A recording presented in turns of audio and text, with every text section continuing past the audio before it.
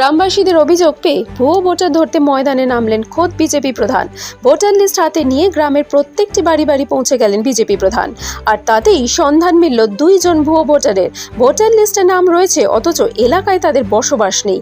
আজ এই রকম দুজন ভুয়ো ভোটারের হদিশ বের করে লিখিত আকারে জেলা প্রশাসককে জানান মালদহের গাজল বিধানসভার কেন্দ্রের গাজল ২ নম্বর গ্রাম পঞ্চায়েতের প্রধান উর্মিলা রাজবংশী। দলীয় কর্মী এবং এলাকাবাসীদের সাথে নিয়ে ভুয়ো ভোটার ধরতে বিজেপির প্রধান উর্মিলা রাজবংশী এদিন ঘাকশোল বুথে প্রত্যেক বাড়ি বাড়ি পৌঁছে যান। বাড়ি বাড়ি ভোটার লিস্ট মেলানোর পর বেরিয়ে আসে লালবানু খাতুন এবং ইয়াসমিন খাতুন নামে দুজন ভুতুড়ে ভোটারের নাম, যাদের ভোটার লিস্টে নাম থাকলেও বসবাস নেই এলাকায়। এরপরই বিষয়টি প্রশাসনকে লিখিত আকারে জানান বিজেপি প্রধান। এলাকাবাসীরা জানাচ্ছেন এই দুজনকে তারা চেনেন না, এরা বহিরাগত।